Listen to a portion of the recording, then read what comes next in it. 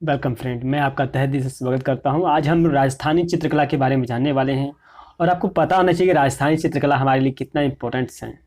और राजस्थानी कला की जो अपनी टेक्निक है वो एक बहुत ही लोकप्रिय है। तो जो स्टूडेंट्स बीएफए एंट्रेंस की एग्जामिनेशन की तैयारी कर रहे हैं, जो सीयूटी बेस को तैयारी कर रहे हैं या फिर अदर यूनिवर्सिटी की तैयारी कर रहे हैं, इनके लिए बेस्ट है। इसके अलावा जितने भी फाइन आर्ट्स की एग्जामिनेशन के लिए हैं, उन सभी एग्जामिनेशन के लिए ये जो है आपके लिए बहुत ज़्यादा इम्पोर्टेंट्स है। तो इन प्रश्नों को जानना और साथ साथ जो है इसको गौर करना और आपके पास अपना खुद का नोट्स पहले ही से रेडी रखना, क्योंकि जो भी बताऊंगा आपको जो है उसको नोट करना। इसके अलावा जो भी मुझे याद आता रहेगा मैं उसके बारे में ऐड करता रहूँगा। तो शुरू करते हैं। पहला सवाल दिया गया है, राजस्थानी चित्र शैली का प्रारंभ कब से माना जाता है? तो ध्यान दीजिएगा, 15वीं शताब्दी में, और इसी के सन के आसपास जो है मुगल वंश का भी शुरुआत माना जाता है। नेक्स्ट जो सवाल हमारे सामने है वो सवाल देखिए क्या है। आनंद कुमार स्वामी ने उत्तर भारत में उत्तर भारत साउथ मतलब इंडिया में प्राप्त लघु चित्र मिनिएचर पेंटिंग्स को कितने भागों में बांटा है, मतलब कितने भाग? तो इसका जो राइट आंसर है ये आपको पता होना चाहिए कि इसका क्या राइट आंसर होगा। आप दिमाग लगाइए, क्या हो सकता है इसका? 2 है, 3 है, 4 है, क्या हो सकता है आपके हिसाब से? तो मैं आप लोगों को बताना चाहूँगा इसका जो राइट आंसर है, यहाँ थोड़ा टैब में जो है एरर आ रही है, मतलब इसकी जो ओहो इसका लो परफॉर्मेंस होने की वजह से थोड़ा सा दिक्कत आ रही है। ओहो हाँ, लीजिए जी, हो गया। तो आनंद कुमार स्वामी की बात किए हम लोगों ने, लघु जो कितने भागों में बांटा गया है, तो इसका जो राइट आंसर है ये 2 है फ्रेंड्स। अगला है, नेक्स्ट सवाल हमारे सामने पेश हो रहा है। क्या सवाल है हमारे सामने? उदयपुर के राष्ट्रीय संग्रहालय में सुरक्षित सूरसागर के 122 लघु चित्र मतलब मिनिएचर पेंटिंग्स किस शासक के काल के चित्रित हुआ है? तो याद रखिएगा, राणा जयसिंह के समय में जो है ये लघु 122 लघु पेंटिंग जो है चित्रित किया गया है, और ये खास समय था उनका। ठीक है, राणा जयसिंह याद रखिएगा। एंड नेक्स्ट जो है हमारे सामने पेश हो रहा है, बहुत ही प्यारा ये क्वेश्चंस है, आपको ध्यान देना चाहिए। क्या है क्वेश्चंस? मेवाड़ शैली के चित्रों की रंग योजना है। रंग योजना कैसी है? सुफियाना है, धुंधली है, चटक है, मिली है?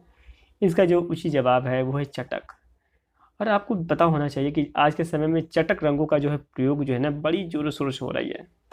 और चाहे किसी भी क्षेत्र की बात करिए, हर क्षेत्र में चटक रंग जो है चाहे उसको बहुत जल्दी जो है यूज किया जाता है, बहुत जल्दी ध्यान आकर्षित करता है। इसलिए मेवाड़ शैली ने इस शैली को शुरुआती समय में ही उसने प्रयोग किया है। ऐसे बहुत सारी शैलियों में भी चटक रंगों का प्रयोग किया गया है। नेक्स्ट सवाल हमारे सामने पेश होता है, राग रागनियों के चित्र के उदाहरण किस ग्रंथ में प्राप्त होता है? तो इसका मैं उत्तर आपको दे दूं कि 1550 की गुजराती कल्पसूत्र में जो है राग रागनियों के जो है चित्र मिलते हैं। ये जो एक कल्पसूत्र नाम का ग्रंथ है उसमें मिलते हैं आपको। इन प्रश्नों को आप जो है जितने विकल्पी हैं उनको भी पढ़ सकते हैं। वैसे मैं समय को बचाना चाहता हूं, इसलिए मैं आपको डायरेक्ट जो है उत्तर बता देता हूं। ठीक है। एंड नेक्स्ट सवाल हमारे साथ, सन 1648 में साहब दिलाना, यहाँ ध्यान देना होगा कि जो उत्तर है साहबदीन है, साहब दिलाना नहीं है, साहबदीन नामक चित्रकार ने किस ग्रंथ का चित्रण किया है? तो साहब दीन दिलाना नामक चित्रकार की बात कर रहे हैं, तो भागवत, श्रीमद् भागवत। ठीक है, इसका राइट आंसर है ये। नेक्स्ट सवाल बड़ा ही प्यारा सवाल है। 1605 में चांडो में चित्रित रागमाला के चित्र के चित्रकार, तो यदि हम उन 1605 की बात हैं, चांडो में चित्रित रागमाला की बात कर रहे हैं, तो इसमें जो चित्रकार हैं वो है निसार दीन। निसार यहाँ दीना लिखा हुआ है, जबकि ये निसार दीन होगा। थोड़ा सा शब्दों में जो लिखावट में जिस को मैंने दिया था, तो थोड़ा शब्दों में वो बड़ी फास्टली लिखे हुए हैं, इसलिए थोड़े शब्दों में हल्का फुल्का ऊपर नीचे हो सकता है, तो मैं क्लियर भी कर दूंगा। ये सीधे है, क्या है, निसार दीना नहीं है, निसार दीन है। नेक्स्ट सवाल हमारे सामने है, राणा भीम सिंह का जुलूस चित्र के चित्रकार। तो इसमें लाल है, मनोहर है, शहाबुद्दीन है, बैजनाथ है। तो इसका जो उचित जवाब है वो है शहाबुद्दीन।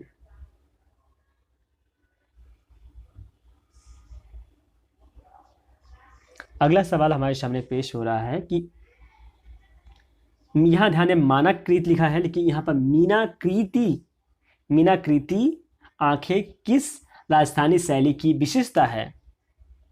तो मतलब राजस्थानी शैली में कौन सी ऐसी शैली है जिसमें मीनाकृति आंखें का जो है विशेषता है?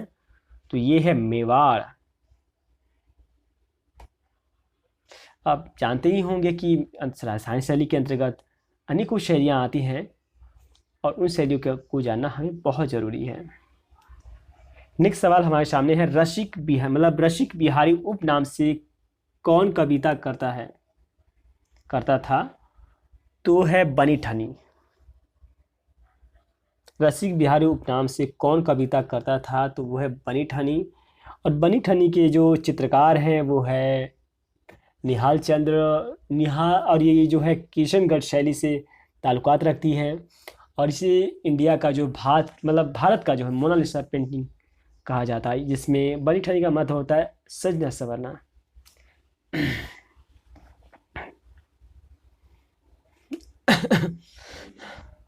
अगला है यहाँ पर लिखा गया है, यहाँ पर नगरी लिखा गया जबकि यहाँ नागरी है। नागरी दास के कितने ग्रंथों की रचना की है? नागरी दास के कितने ग्रंथों की रचना की है? तो इसमें जो दिया है 64, 53, 57 एंड 75। तो इसका राइट आंसर है 75। नागरीदास ने 75 ग्रंथों की रचना किया है, ये चीज क्लियर कर लीजिए।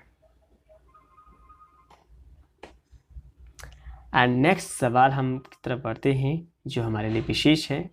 क्या दिया गया है? किशनगढ़ शैली का चित्रकार नहीं है। इसमें से कौन से ऐसे व्यक्ति हैं जो किशनगढ़ शैली से नहीं है? तो ये आपको जानना है। मैं थोड़ा समझ, तो आपको बताना है किशनगढ़ शैली की बात चित्रकार नहीं है। तो इसका जो राइट आंसर है वो देखिए, आमरू हैं, रुख उद्दीन हैं, भवानी दास हैं और भीख चंद्र हैं। तो इसका जो उत्तम जवाब है किशन शैली के चित्रकार नहीं है तो वो है रुख उद्दीन। कौन सा राइट है? ये इसका, इसमें चित्रकार किशनगढ़ शैली के चित्रकार नहीं है। कभी कभी हम यदि पढ़े होते हैं उससे हमारा क्लियर हो जाता है कि कौन कौन सा पॉइंट जो है सही हो रहा है। उसके बाद ध्यान दीजिएगा, लिखा गया अली राजा किस शैली का चित्रकार था? अली राजा किस शैली का चित्रकार था, सवाल का किया जा रहा है। तो वो है बीकानेर।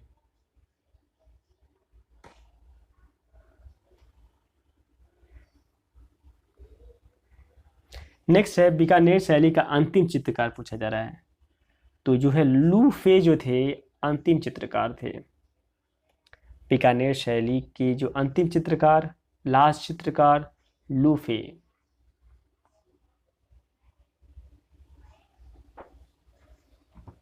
एंड नेक्स्ट है, किस राजस्थानी शैली का प्रारंभिक चित्र राग दीपक है? किस राजस्थानी शैली का प्रारंभिक चित्र राग दीपक है? तो बूंदी शैली। ध्यान देना होगा आप लोगों को, हम आगे भी जो है वीडियो लाएंगे जिसमें कोटा शैली, बूंदी शैली, मेवाड़ शैली, किशनगढ़ शैली की डिटेल वीडियो होगी जिसको जानना बहुत जरूरी हो गया। अभी आपके जब सामने जो प्रश्न बताए जा रहे हैं वो एक विकल्प ही हैं और एक अनुमानित जो विकल्प हैं जो इम्पोर्टेंट हैं। इसके अलावा इसमें से कुछ ऐसे भी क्वेश्चन होंगे जो पिछले प्रीवियस ईयर में भी जो है एग्जामिनेशन में आ चुके होंगे। और जरूरी नहीं है कि मैं BFA की बात करूँगा, मैं बात करूँगा जितने भी फाइन आर्ट्स इंट्रेंस एग्ज़ाम होते हैं। एंड आगे नेक्स्ट पढ़ते हैं।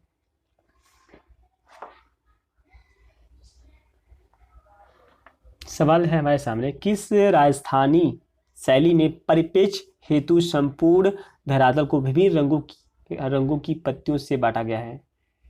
तो एक थोड़ा सा ध्यान, यहाँ देखिए पत्तियों नहीं है, यहाँ है पट्टियों से बांटा गया है।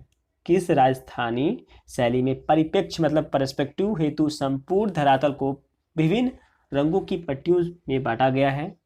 तो वो है मेवाड़ शैली। ठीक है।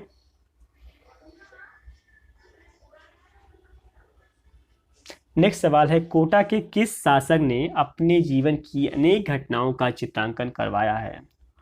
यहाँ दिया है उमेशी, रामसी प्रथम, अराक्षी द्वितीय, भीमशी।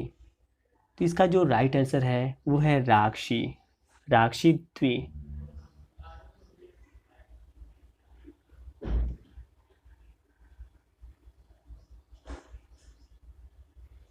नेक्स्ट सवाल हमारे सामने है, पेश हो रहा है, इसको ध्यान देना है आपको। क्या सवाल दिया गया है? मेवाड़ शैली का प्रसिद्ध चित्रकार गिरि गोवर्धन किस संग्रहालय में है? पेंटिंग का नाम है गिरि गोवर्धन, जो पेंटिंग है वो किस संग्रहालय में है ये पूछा जा रहा है। तो भारत कला भवन वाराणसी में है।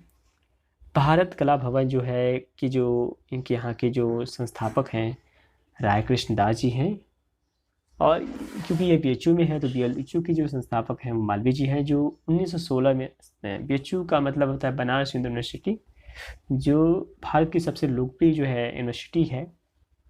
और मुझे उम्मीद है कि यदि आप बीएचयू से जुड़े होंगे तो आप उसकी तैयारी कर रहे होंगे, हो सकता है, और नहीं सोचा है तो आप इसके बारे में इंफॉर्मेशन कलेक्ट कर सकते हैं। एंड नेक्स्ट सवाल है, कांटा निकालने की शैली की उत्कृष्ट चित्र, बूंदी शैली, कोटा शैली, मेवाड़ शैली और जोधपुर से शैली। तो यहाँ पर सवाल बड़ा ही उत्तम है सवाल ये।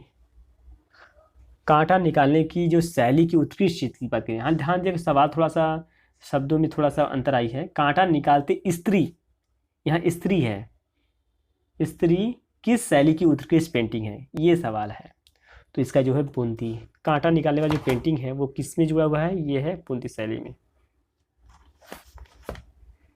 एंड नेक्स्ट पेंटिंग हमारे सामने पेश हो रहा है कि यह चांदी रात की संगीत गोष्ठी के चित्रकार, हाँ मतलब पेंटिंग के चित्रकार कौन है, वो है अमर, मतलब ध्यान दीजिएगा यहाँ पर अमीर चंद लिखा गया है जबकि अमर चंद्र है, ये अमर चंद्र है, अमर चंद्र।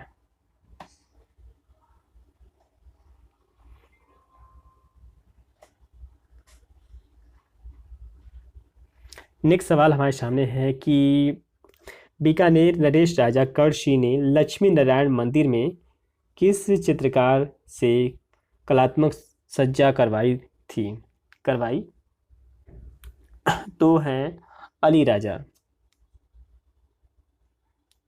बीकानेर के नरेश राजा कर्षि ने लक्ष्मी नारायण मंदिर में किस चित्रकार से कलात्मक सज्जा कराई थी? तो जब ये बात आएगी तो आप अली राजा को याद रखेंगे।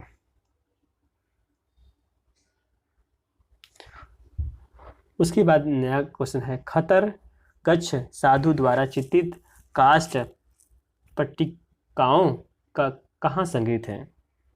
काष्ठ पट्टिकाएं कहाँ कहाँ संग्रहित है, लेकिन यहाँ पर कहाँ सिर्फ होगा, कहाँ संग्रहित है।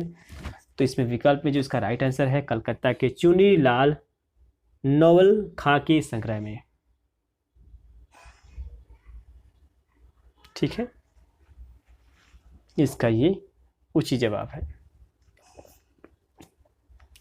एक खास पेंटिंग है जिसको आपने शायद आपने पढ़ा होगा अपनी राजस्थान शैली को, तो आप जान पाएंगे कि झालाजी की हवेली में किस शैली के उत्कृष्ट भित्ति चित्रों के उदाहरण देखने को मिलते हैं। तो इसका जो राइट है, जब भी झालाजी की हवेली की बात आएगी, इस पेंटिंग की बात आएगी, तो कोटा शैली का नाम याद रखिएगा। नेक्स्ट सवाल हमारे सामने आ रहा है कि मुख्य पेंटिंग के चारों ओर एक हरे रंग की रेखा किस शैली में बनाई गई है? हरे रंग की शैला जो है किस रंग में बनाई गई है? तो वो ध्यान देना है आपको कि वो ही है जिसका नाम है कोटा शैली।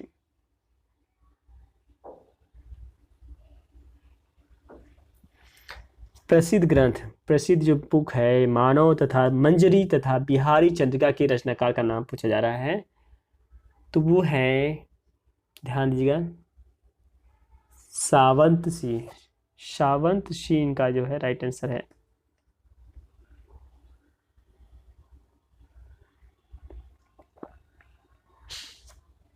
मतीराम की शैली का दरबार, मतीराम की शैली का दरबारी कवि का नाम पूछा जा रहा है।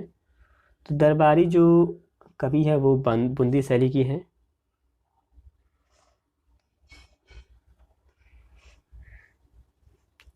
इसके अलावा जोधपुर शैली का क्षेत्र पूछा जा रहा है। जोधपुर शैली का क्षेत्र जो है मारवाड़ है, और जोधपुर में ही जो है मारवाड़ का जो है विशेष है। इसमें जो है, अब इसमें मैंने मुझे याद आ रहा है, कुंडली कृति की इसकी विशेष विशेषता है। जब यदि आप जोधपुर और मारवाड़ शैली को यदि आप पढ़ेंगे तो आपको पता चलेगा इसके बारे में कि किसकी मतलब जो है जोधपुर और मारवाड़ में क्या विशेषता है। आगे हम इस प्रश्न को, आगे हम इसकी डिटेल वीडियो लाने वाले हैं।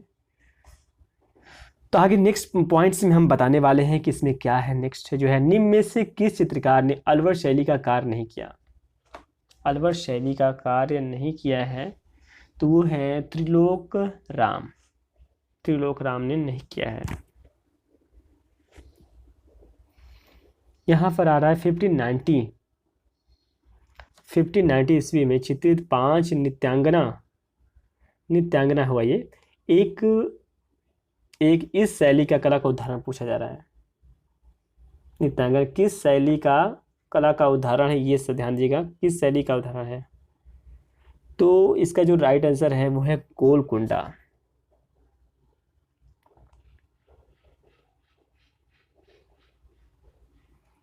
सवाल है कि अजमेर शैली के प्रसिद्ध चित्र राजा बाबूजी के चित्रकार का नाम पूछा जा रहा है। तो याद रखिएगा चांद। ध्यान दीजिएगा फिर से, अजमेर शैली के चित्रकार राजा बाबूजी की चित्रकार का नाम है तो वो है चांद। कुछ प्रश्नों को ध्यान से ऑब्जर्व करना पड़ेगा। नेक्स्ट सवाल की तरफ हम जाते हैं।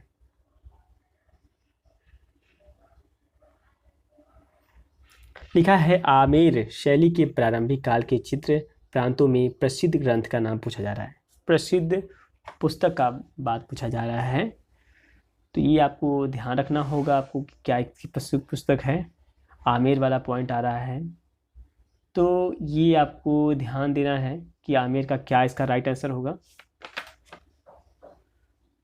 तो इसमें दिया गया है यशोधरा चित्रित आदि पुराण, यशोधरा चित्रित आदि पुराण और आदि पुराण, बिहारी सतसई और राजनामा। तो इसका राइट आंसर है यशोधरा चित्रित।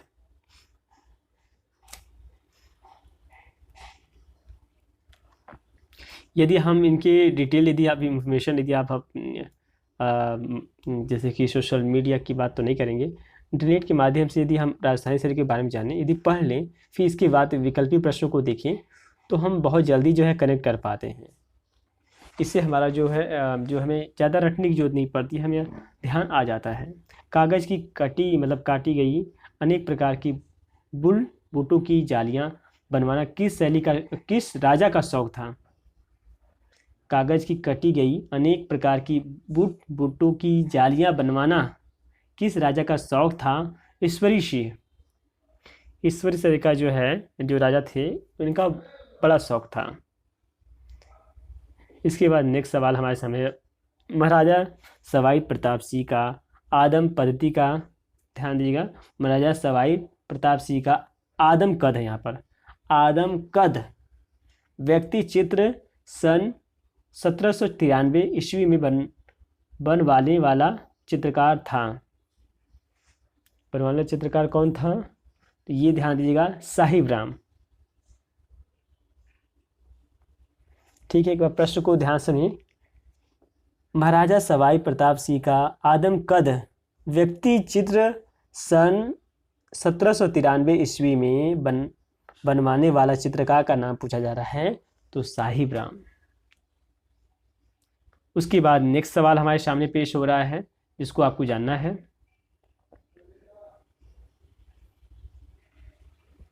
गणित गणित ध्यान दीजिएगा, गणिकाओं के सैकड़ों व्यक्ति चित्र किस शैली में बनाए गए हैं? बूंदी शैली, अलवर शैली, मेवाड़ शैली और जोधपुर शैली।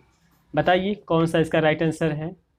तो ध्यान दीजिएगा कि गणिकाओं के सेकेंड व्यक्ति चित्र बनाने की जो बात आती है तो वो आती है किसमें? ये दूसरा जो पॉइंट है अलवर, अलवर इसका राइट आंसर है जी। नेक्स्ट है राजस्थानी, मतलब राजस्थान की किस शैली में सर्वाधिक मुस्लिम चित्रकार हैं? पूछा जा रहा है किस शैली में जो है सबसे ज़्यादा मुस्लिम चित्रकार हैं, तो ये जानना जरूरी है कि किस में जो है ज़्यादा है। तो बीकानेर में जो है सर्वाधिक जो है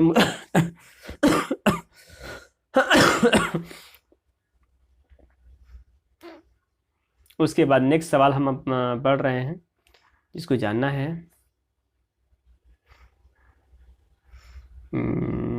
कांटा निकालने वाला, बहुत ही हम लोग पीछे आ गए।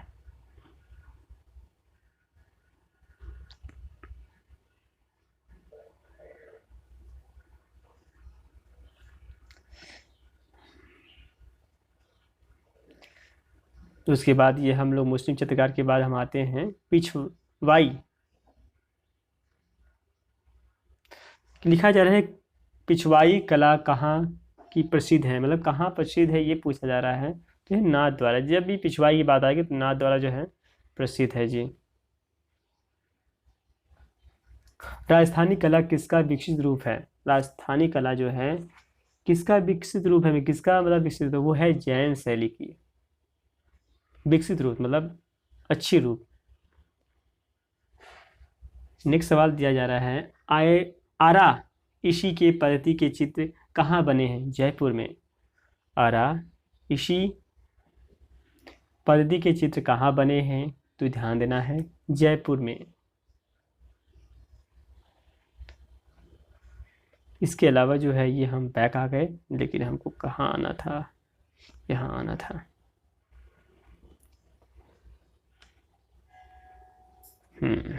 इसके बाद हम अगला पॉइंट की तरफ हम बढ़ रहे हैं, शहाबुद्दीन। सवाल क्या है, शहाबुद्दीन किस शैली का चित्रकार है? शहाबुद्दीन जो है किस शैली के हैं? तो ये है मेवाड़ शैली के हैं। कहाँ के हैं? मेवाड़।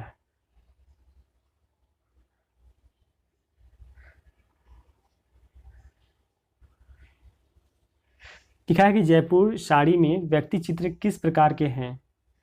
जयपुर शैली में व्यक्ति चित्र किस प्रकार के हैं? तो है कठोर। यहाँ ध्यान दीजिएगा साड़ी की जगह हुआ है शैली है मित्रों, ध्यान दीजिएगा ये साड़ी नहीं है, यहाँ शैली है।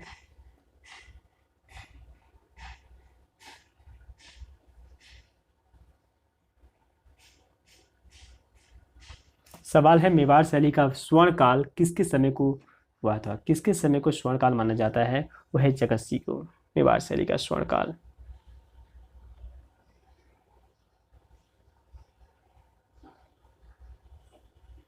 बनी ठनी का चित्र किसके समय में मतलब बनी ठनी का चित्र किसके जीवन प्रसंग से संबंधित है? बनी ठनी की जब भी बात आएगी तो शाश्वत सिंह बनी ठनी के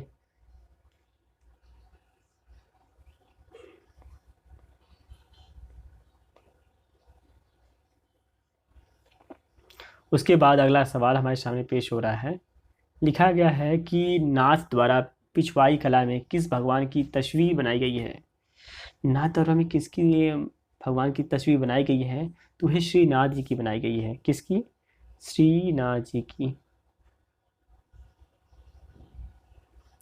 सवाल बड़ा ही खास आपके सामने पेश हो रहा है, चांदी रात की सुंदर चित्र किस शैली में हुआ है? चांदी रात की सुंदर चित्रण जो है किस शैली में हुआ है? किशनगढ़ शैली। और किशनगढ़ शैली जो है राजस्थान शैली का सबसे महत्वपूर्ण शैली है, इसके बारे में आपको डिटेल इंफॉर्मेशन होना ही चाहिए हर हाथ में। सवाल है उनियारा किस राजस्थानी शैली का उप शैली है? उनियारा की बात की जा रही है, तो है ढूंढार।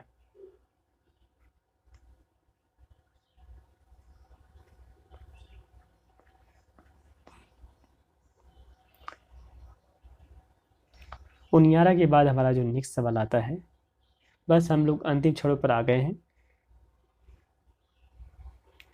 क्या लिखा है? रूपमती का महल किस शैली का प्रसिद्ध इमारत है? जो रूपमती का महल किस शैली का प्रसिद्ध इमारत है? तो है मालवा। मालवा जो है शैली का प्रसिद्ध इमारत है जी। पूछा जा रहा है किस शैली में रंग की अपेक्षा रेखाओं का महत्व अधिक है? मतलब सुंदर रेखाएं जो है खींची गई हैं, प्यारी रेखाएं खींची गई हैं, तो है आपका जो है जयपुर शैली में। इसके अलावा नेक्स्ट सवाल है, और ये हम जो समझते हैं कि हमारे ये अंतिम सवाल है, तो इस अंतिम सवाल को आप ध्यान से समझिए। सवाल क्या है कि मेवाड़ में रागमाला रस, ध्यान दीजिए सवाल मैं पढ़ना चाहूँगा आपको, थोड़ा शब्दों में ऊपर नीचे हो सकता है। मेवाड़ शैली में रागमाला, रसिक प्रिया तथा गीत गोविंद जैसे विषयों पर लघु लघु मतलब मिनिएचर पेंटिंग किस शैली के शासक के काल में चरम सीमा पर थी? तो महाराणा जगत सिंह, महाराणा जगत सिंह को ही जो है राजस्थानी शैली का जो है या फिर मेवाड़ शैली का जो है स्वर्ण काल माना जाता है। तो मेवाड़ शैली में राग माला, रसिक प्रिया एंड गीत गोविंद जैसे विषयों पर लघु मिनिएचर पेंटिंग शैली में चरम सीमा मतलब जिस श्रेणी पर थी, तो वह महाराणा जगत सिंह है। तो उम्मीद करता हूँ कि ये जो भी महत्वपूर्ण राजस्थानी शैली से जो मैंने बताया है आपको, आप इसको कवर करिए और इसको अच्छे से पढ़िए। और यदि कोई प्रश्न ऐसा है जो आप भूल गए हैं या फिर ध्यान नहीं आया है, तो इस वीडियो को दोबारा से देखिए, क्योंकि 2-3 बार आप इस वीडियो को देखते हैं तो 100% श्योर कि आप उन प्रश्नों को ध्यान में रख लेते हैं। और जब भी बैठिए, जब भी विकल्पिक क्वेश्चन, तो अपने हाथ में पेन कॉपी ले कर बैठिए, ताकि आप उन प्रश्नों को रूबरू हो सकें। जरूरी नहीं है कि इन प्रश्नों को लॉन्ग टर्म में लिखें, छोटे शब्दों में लिखें, नहीं इसको जो है आप लिखें। और मैं तो कहूँगा कि आप अपने मित्रों के साथ अपनी ग्रुपिंग डिस्कशन करिए, बहुत ही अच्छा तरीका है। और आप लोग कभी ऐसा हो सकता है कि यदि आपको इसको समझने में, यदि विकल्पिक प्रश्न को पढ़ने में आपको बहुत दिक्कत हो जाती है, तो मेरा राय रहेगा कि आप जो है क्लासेस ज्वाइन कर जो है आप अपना प्रिपरेशन कर सकते हैं। ऑफलाइन क्लासेस, ऑनलाइन क्लासेस, दोनों किसी भी कर सकते हैं। और मैं आपको बताना चाहूँगा कि मेरा भी जो है SP90 ऑनलाइन क्लास चलता है। यदि आप लोग भी इसमें ज्वाइन होना चाहते हैं तो आप जुड़ सकते हैं। बस आपको जो है मैसेज करना होगा। डिस्क्रिप्शन में जो है आप जाएंगे तो देखेंगे नंबर दिया होगा, जिससे मैसेज कर जो है आप जुड़ने का प्रयास कर सकते हैं। अपनी तैयारी को बेस्ट बनाने का प्रयास करिए। आपके समय बहुत कीमती है, आप थ्योरी में इतना कवर कर लीजिए ताकि किसी भी प्रकार का कोई क्वेश्चन पूछा जाए आप अच्छे से बता सकें। Okay, wish you all the best, best of luck.